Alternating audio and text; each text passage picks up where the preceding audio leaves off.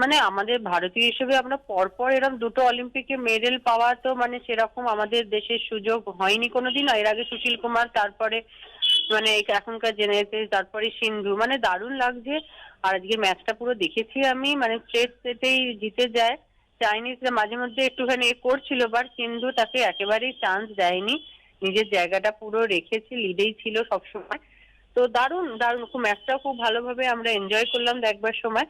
আর দারুণ লাগছে, দারুণ লাগছে, মানে এই মানে পরপর দুটো অলিম্পিকে নিজের পারফরমেন্স ধরে রাখা। আর এই সময় যে করোনার সময় যে চারদিকে যেরকম সিচুয়েশন ছিল, সেই জায়গায় নিজেকে ধরে রেখে যে এই মেডেল জয় নিয়ে এসছে আমাদের দেশের জন্য, এটা একটা বিরাট বড় বড় জিনিস। অনেক ধন্যবাদ দোলা। অলিম্পিকের খবরে নজর দিতেই হচ্ছে, বিষাক্ত স্ম্যাশে ধরাশায়ী চীনের প্রতিপক্ষ।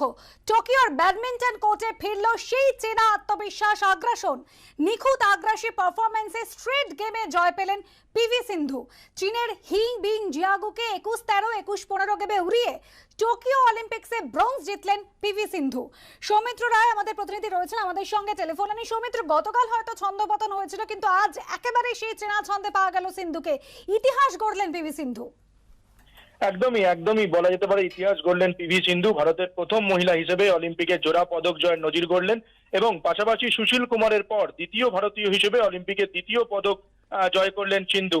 এবং পিভি সিন্ধুর এদিনের যে পারফরমেন্স সম্বন্ধে যা বলা হয় সেটাই যেন কম বলা হয়। একেবারে চীনা প্রতিপক্ষকে দাঁড়াতেই দিলেন না সেটে। দুটো গেমেই তিনি উড়িয়ে দিলেন কার্যত। একেবারে দুটো গেমেই আধিপত্য নিয়ে খেলেন পিভি সিন্ধু। আমরা দেখতে পাই, যদি আমরা প্রথম গেমটার দিকে দেখি তাহলে দেখবো যে একটা সময় সিন্ধু 14-8 লড়াইটা শুরু হয়েছিল হাড্ডাহাড্ডি প্রথম গেমে, এবং তারপর 14-8 পয়েন্টে এগিয়ে গিয়েছিলেন সিন্ধু। এবং যেটা দেখতে পাই সেটা হচ্ছে প্রথম গেমে বেশ কিছু বিষাক্ত স্ম্যাশ বা দুরন্ত স্ম্যাশ দেখতে পাওয়া যায় সিন্ধুর খেলায়, সেই সঙ্গে দুরন্ত ডিফেন্সও তিনি করেন। এবং এটা আরো একটা বিষয় এদিন বলার, এদিন সিন্ধু যে জাজমেন্ট গুলো করছিল সেগুলো একেবারে নিখুঁত জাজমেন্ট করেন এদিনের সিন্ধু। আমরা দেখতে পাই যে গতকাল সিন্ধুর বেশ কয়েকটা ভুল হয়েছিল, কিন্তু এদিন সে ভুলগুলো তিনি শুধরে নেন এবং শুধরে নিয়ে তিনি যে স্ম্যাশ গুলো করেন তাতে প্রতিপক্ষ একেবারে কোর্টের মধ্যে ধরাশায়ী হয়ে যান। যে প্রতিপক্ষ ছিল চীনের প্রতিপক্ষ, লড়াইটা কিন্তু সহজ ছিল না। ফলে কিন্তু সিন্ধু এদিন এতটাই কনফিডেন্স নিয়ে খেলে যে চীনা প্রতিপক্ষ কোর্টে দাঁড়াতেই পারেনি। আর যদি দ্বিতীয় গেমের কথাটা দেখতে পাই, দ্বিতীয় গেমের শুটাও কিন্তু সিন্ধু ভালো করেন, 4-1 পয়েন্টে লিড নিয়ে নেন সিন্ধু। এবং দ্বিতীয় গেমের ক্ষেত্রেও দেখা যায় সিন্ধুর যে স্ম্যাশ, দ্বিতীয় গেমেও সিন্ধুর দুর্দান্ত স্ম্যাশ অব্যাহত ছিল। এবং দ্বিতীয় গেমে কিছুটা চীনের যে প্রতিপক্ষ, সেই প্রতিপক্ষ লড়াইয়ে ফেরার চেষ্টা করেন সিন্ধুর সঙ্গে। তবে সিন্ধু এদিন যা ফর্মে ছিলেন তাতে সিন্ধুর সঙ্গে এটে উঠছিলেন না প্রতিপক্ষ। দ্বিতীয় গেমে 16-13 পয়েন্টে লিড নিয়ে নেন ভারতীয় shuttler.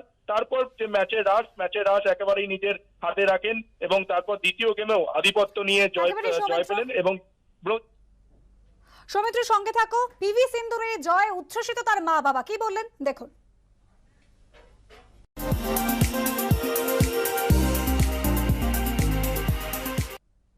I'm happy that she has won a medal for the country. Thank God, with the blessings of everyone.